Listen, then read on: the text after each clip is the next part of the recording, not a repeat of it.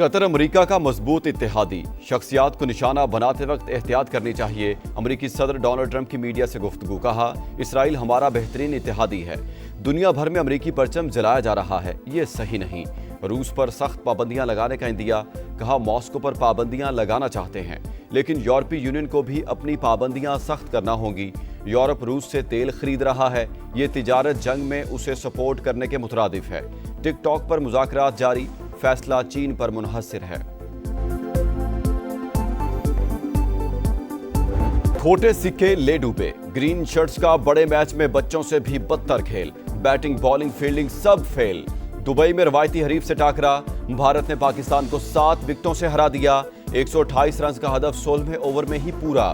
سوریا Kumar Yadav 47 runs بنا کر top scorer. Abhishek Sharma کی 13 گیندوں پر 31 رنز کی جارحانہ اننگز۔ سائم ایوب کی 3 وکٹیں۔ شاہینوں کی بدترین پرفارمنس نے تیاریوں اور مینجمنٹ پر سوالیہ نشان لگا دیا۔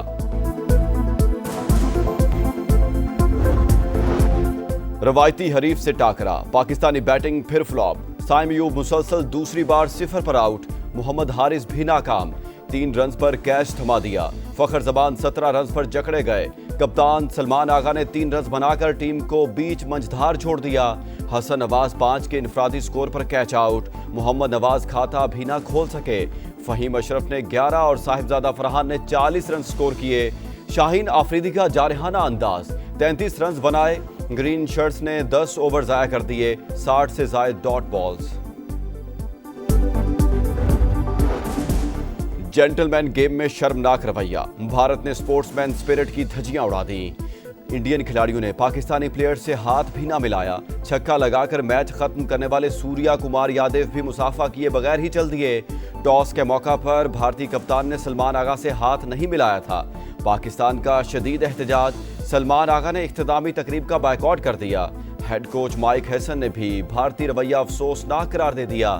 پی سی بی کے مطابق ٹاس کے وقت میچ ریفری نے کپتانوں سے مصافحہ نہ کرنے کی درخواست کی تھی۔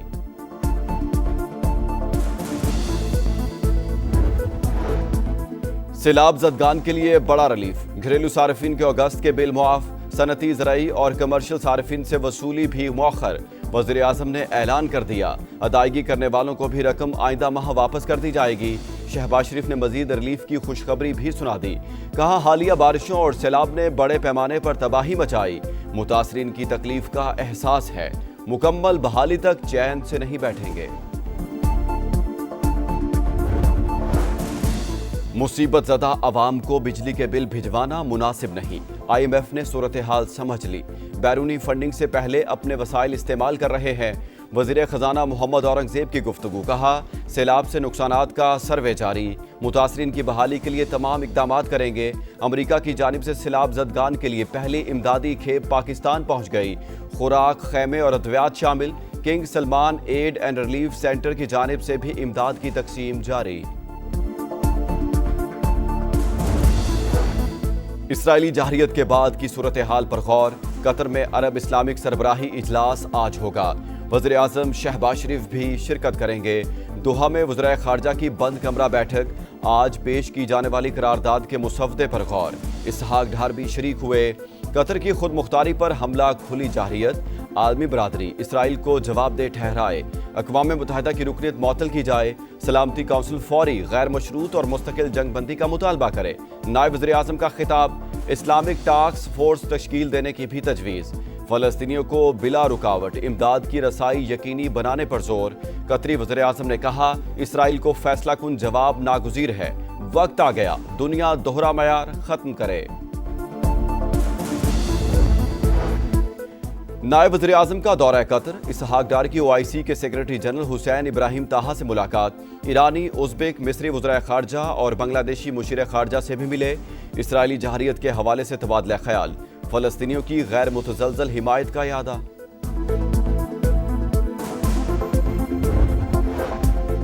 صدر مملکت کا چین میں ایویشن انڈسٹری کارپوریشن کے ایئر کرافٹ کمپلیکس کا دورہ، انجینئرز اور سائنسدانوں سے ملاقات۔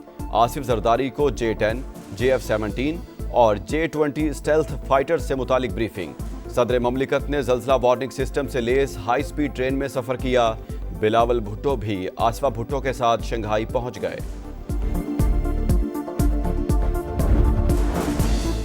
خیبر پختونخوا میں بدعنوانی کا بازار گرم، حکمرانوں کی تمام توانائیاں کرپشن پر مرکوز ہیں۔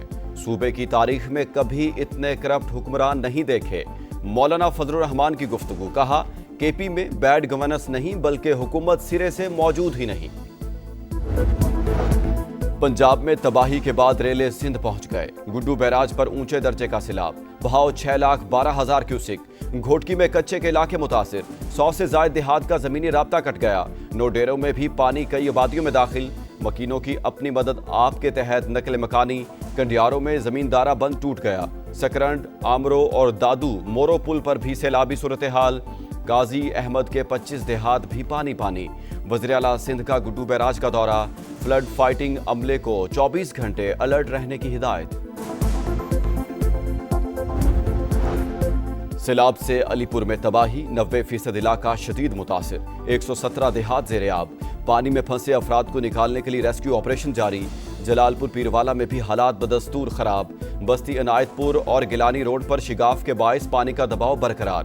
خان بیلا سمیت کئی آبادیوں سے لوگوں کا انخلا، اوچھ شریف، لودھراں اور بہاولپور کے متاثرہ علاقوں میں زندگی مفلوج۔ ہیڈ پنجنت پر بہاؤ میں مسلسل کمی، دریائے ستلج میں گنڈا سنگھ والا اور کوٹ اسلام پر درمیانے درجے کا سیلاب۔ مون سون کا 11واں اسپیل کل سے 29 ستمبر تک بادل برسنے کی پیشگوئی۔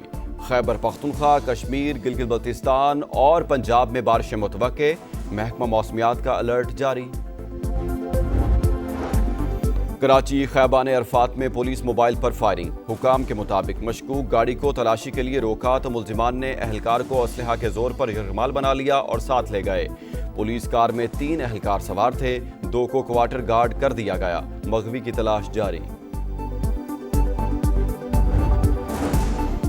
3 روز گزر گئے، کراچی کی کورنگی مدینہ کالونی سے لاپتہ دولہے کا سراغ نہ مل سکا۔ جہاں زیب 11 ستمبر کو تیار ہونے سیلون گیا مگر لوٹ کر نہ آیا، خوشیوں بھرے گھر میں غم کے سائے، لواحقین نے ڈھال۔ غزہ میں سفاکیت جاری، اسرائیل کی مسلسل بمباری، 24 گھنٹے کے دوران مزید 68 شہادتیں، تعداد 64,871 ہو گئی۔ ایک ہی روز 6,000 افراد کی نقل مکانی۔ حماس کی شکست اور یرغمالیوں کی رہائی تک جنگ جاری رہے گی، نیتن یاہو کی ڈھٹائی برقرار۔ قحط کا سامنا کرتے فلسطینیوں کے لیے امداد لے کر گلوبل سمود فلوٹیلا تیونس سے روانہ۔ اسپین کے دارالحکومت میڈرڈ میں فلسطین کے حق میں ریلی، مظاہرین پولیس سے ٹکرا گئے، پولیس کی آنسو گیس کی شیلنگ اور لاٹھی چارج۔ حکام کو ویلیتا سائیکل ریس وقت سے پہلے ختم کرنا پڑ گئی۔ روس اور بیلاروس کی جنگی مشقیں جاری، ساحلوں کو محفوظ بنانے کے لیے کوسٹل میزائل سسٹم کا استعمال۔ روس کی جانب سے یورال میزائل داغنے کی ویڈیو جاری۔ مشقوں میں جنگی ہیلی کاپٹرز اور بیلاروس کی نیول شپس نے بھی حصہ لیا۔ اور پشین میں مارکہ حق انٹرنیشنل باکسنگ ایونٹ، افغانستان کھلاڑی کو بدترین شکست، پاکستان کے اصغر خان نے حریف باکسر عصمت القوزئی کو ہرایا۔